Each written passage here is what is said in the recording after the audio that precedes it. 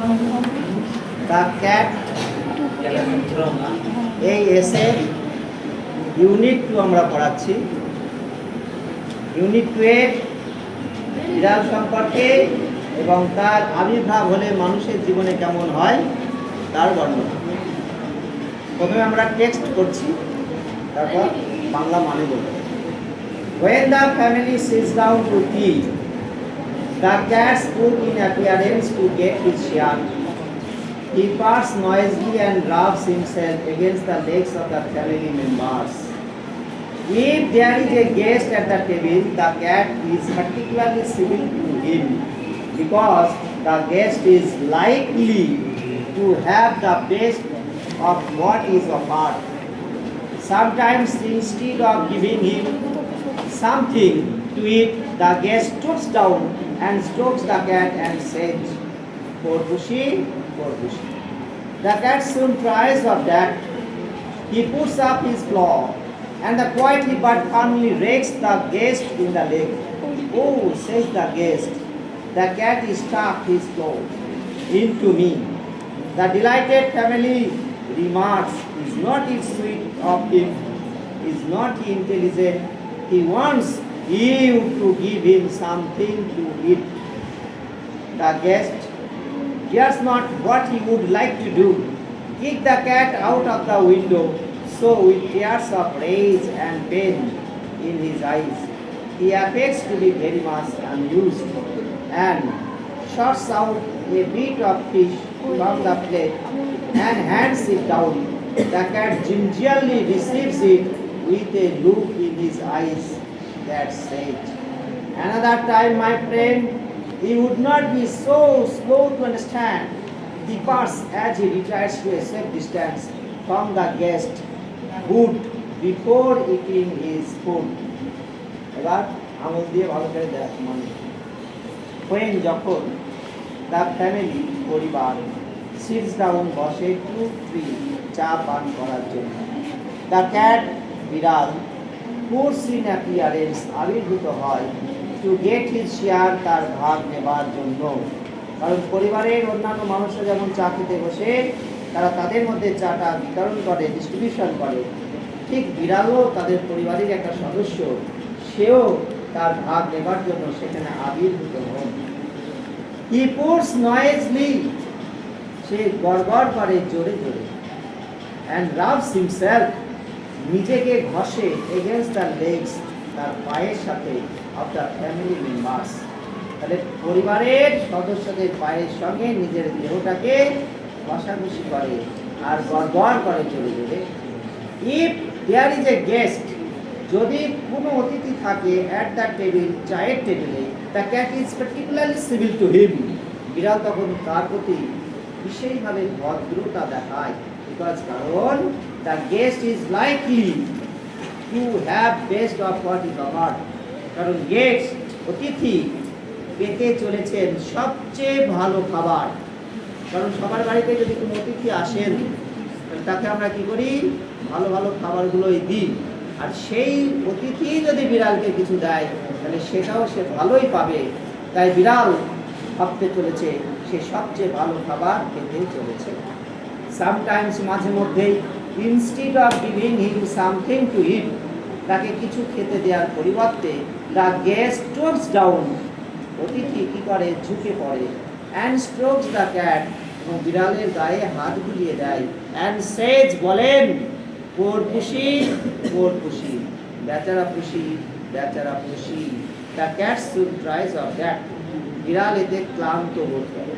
কারণ আমরা জানি খিদে যদি পাই সেই সময় প্রেম প্রীতি ভালোবাসা আদর আমাদের আর খেতে ভালো লাগে না, কারণ ওর লক্ষ্য আছে গেস্টের কাছ থেকে কখন সে ভালো খাবারটা পাবে, আর সেই সময় তাকে খাবার দেওয়ার পরিবর্তে তার গায়ে হাত বুলিয়ে দিচ্ছে আর বেচারা খুশি করছে। এতে বিড়াল কি করলো, সুন ট্রাইজ অফ দ্যাট, এতে ক্লান্তি বোধ করলো। He puts up his clothes, সে উপরে তুলে দিল তার খাবারগুলো, অ্যান্ড কোয়াইটলি, নীরবে বাট ফার্মলি, দৃঢ়তার সঙ্গে রেক্স আঁচড় কেটে দিল the guest in the leg, সেই অতিথিদের পায়ে।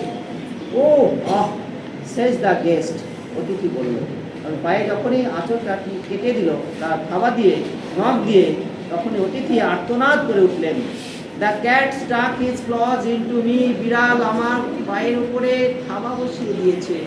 দ্য ডিলাইটেড ফ্যামিলি মেম্বার্স, আনন্দিত পরিবারের সদস্যরা, কারণ যার বিড়াল তার কিন্তু আনন্দই লাগছে, অতিথিকে যখন পায়ের উপরে থাবা বসিয়ে দিয়েছে সে কিন্তু দুঃখ প্রকাশ করছে না। অতিথি কষ্ট পেলেও পরিবারের সদস্যরা আনন্দ উপভোগ করছে এবং মন্তব্য করছে কি বলে, is not it sweet of him, ও কি মিষ্টি তাই না, ইজ নট ইন্টেলিজেন্ট, ও খুবই বুদ্ধিমান তাই না, he wants you to give something to it, সে চাইছে তুমি ওকে কিছু খেতে দাও। The guest dare not do what he would like to do, অতিথি সাহস পাচ্ছিল না যেটা তার করতে ইচ্ছা করছিল, অতিথি সাহস পাচ্ছিল না যেটা সে করতে চাইছিল। কি করতে চাইছিল? ভাই পেন দিয়ে বুঝিয়ে দিচ্ছে, kick the cat out of the window, লাথি মেরে বিড়ালটাকে জানলা দিয়ে বের করে দিল। কারণ আমরা জানি কারো যদি বাড়িতে কুকুর বিড়াল থাকে তারা অত্যাচার সহ্য করবে যাদের বিড়াল কুকুর, কিন্তু পাড়া পড়শিরা কিন্তু এগুলো সহ্য করবে না, বা অতিথিও কিন্তু এগুলো সহ্য করবে না। তাই অতিথির সাহস হচ্ছিল না, যেহেতু সে বাড়ির মধ্যে আছে, ওই বাড়িতেই বিড়ালটা আছে, তাই বাড়ির মনিবরা যদি কিছু বলে, আত্মীয় স্বজনরা কিছু বলে, সেই ভয়ে সে কিছু করতে পারছিল না, কিন্তু তার মনে ইচ্ছা হচ্ছিল লাঠি মেরে জানলা দিয়ে বিড়ালটাকে বাইরে ফেলে দিতে।